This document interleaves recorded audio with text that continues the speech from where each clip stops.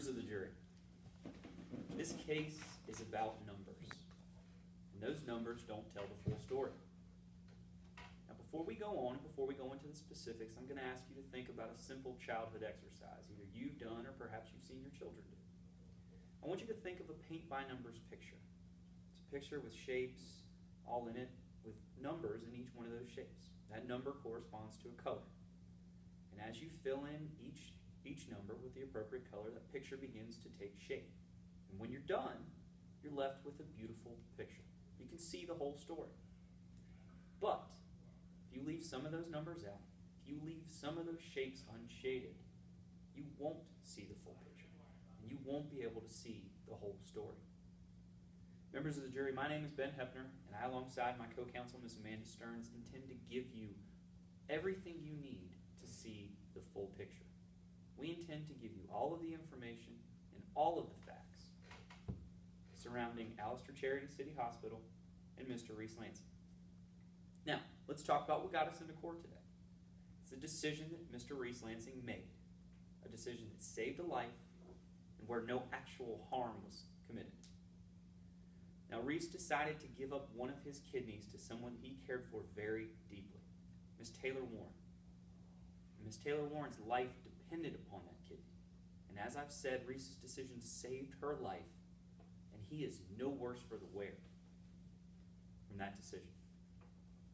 Now, you should know that the hospital has accepted liability for their actions here today. They have accepted liability or fault for operating on Reese without properly getting his informed consent, operating on him while he was 16 years old. But we're here today to award damages. And liability and damages are two separate entities. And just because liability has been established, and just because the hospital has been found at fault, that does not mean that you have to award any damages whatsoever.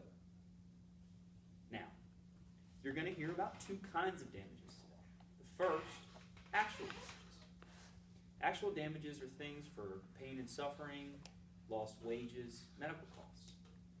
And you're only to consider actual damages if there are those medical costs, lost wages, pain and suffering that Reese is reasonably likely to incur. You're also going to hear about punitive damages or exemplary damages. And those are meant to punish wrongful conduct. But that conduct must be so wrongful, so purposeful, and so reckless that you believe that it should be punished in dollars and cents. Members of the jury, you're going to hear evidence today that shows that there is no reason for you to award any actual or punitive damages. Now, you're going to hear from one of Reese's parents today. And his parents believe him to be a very smart individual, but they also believe him incapable of making decisions for himself and appreciating the harm and the consequences of the decisions that he makes. But they're the same parents that let him go off to college at 13 years old, that let him live alone in a dorm room far from their home, that let him manage his own finances from week to week and month to month, with little input and little help from them. And they're the same parents that, as you'll hear, found out about Reese's intent to donate this kidney, waited for him to act, and then decided it was time for them to step in and file a lawsuit. Members of the jury, you're also going to hear from Reese Lansing himself. And what you're going to see in Reese is that he is a very brilliant young man who at 16 is already set to graduate from college. A young man who has a 3.96 GPA, and a young man who has already been accepted into Stanford Medical School. What you're also going to learn from Reese today is that he did leave his name off those forms for the hospital. He purposefully left his information off of those forms so that he could help his friend Taylor Warren. And you're also going to learn that Reese doesn't want any money for himself. In fact, this suit is being brought by his parents without his input. Members of the jury, what you're going to see is that Reese's age is just a number. And much like those numbers I discussed before, those numbers, that number, doesn't tell the full story. Now, what you're going to be asked to consider today is a life care plan. created by the plaintiff's expert. And that life care plan is meant to outline everything that Reese would need if he became symptomatic with this disease, with PKD. The key being if he becomes symptomatic with PKD. Now, there is no expert, no witness, no one that can come here today before you, take the stand, and tell you that they are certain that Reese will suffer from PKD. In fact, you're going to learn from the evidence that's presented to you today that the only person in his family to suffer from PKD was his mother. She died with this disease, but she also died a heavy smoker and a habitual drinker. Now, that life care plan that's going to be presented to you today has tons of dollar figures, treatment costs, treatment durations, frequencies, a lot of medical costs that you're to consider, along with lost wages. But that life care plan also fails to consider several things. Included in those considerations that life care plan does not consider is that you're going to hear that Reese won't miss work, that even if Reese does become symptomatic with PKD, that he will get treatment faster.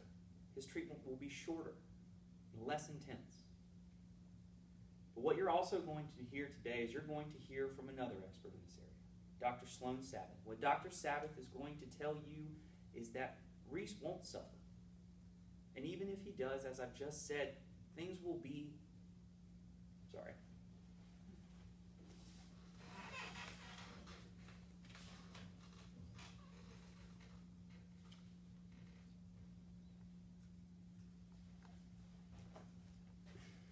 Not included in that life care plan also is the fact that Dr. Skinner, the plaintiff's expert, relies on sporadic testing data at two different times in Reese's life. Once when he's a young boy, and once when he's about to undertake one of the most stressful times in his life, beginning college at 13 years old. But what you're going to hear from Dr. Sabbath is that there's another test date, just months before this surgery, and that Reese's numbers, the genetic markers for PKD, are all normal. And that just like now, Reese is completely asymptomatic from PKD. He shows no signs of the disease or any form of suffering. Members of the jury, what you're going to hear today is that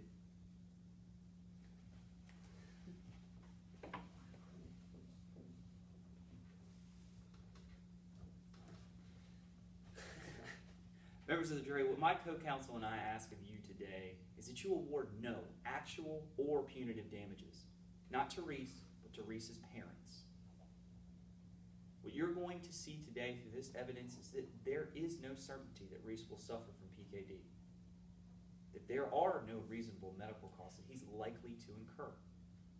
And you're going to hear that the hospital's conduct doesn't deserve punitive damages. The hospital relied on the information their patient gave them and believed it to be true, just like hospitals do every single day. Members of the jury, we ask that you don't just look at the numbers. They aren't the full story. Reese's age, the numbers in the life care plan, they're not the whole picture. We ask that you look at the whole picture. We ask that you award no actual or punitive damages to Reese's